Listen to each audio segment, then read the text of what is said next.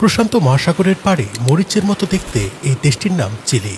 মজার ব্যাপার হচ্ছে এটি এতটাই লম্বা যে আপনি যদি একে আটলান্টিকের ওপর স্থাপন করেন তবে এটি কানাডা এবং স্পেনের মধ্যে একটি ব্রিজের মতো কাজ করবে।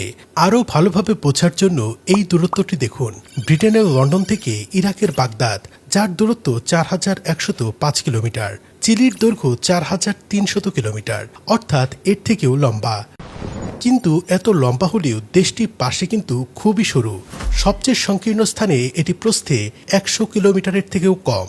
দেশটি এমন অদ্ভুত আকৃতির হলো কিভাবে? 1818 সালে যখন স্পেনের থেকে স্বাধীনতা লাভ করে তখন চিলির আকার ছিল এইটুকুই।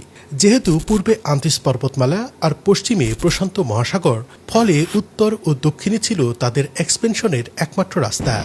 তারা 1879 থেকে 1884 সালের যুদ্ধে পেরু এবং বলিভিয়াকে হারিয়ে উত্তরের এই অংশটি দখল করে আর দক্ষিণে স্থানীয় আদিবাসীদের হটিয়ে এই অংশটি দখল করে।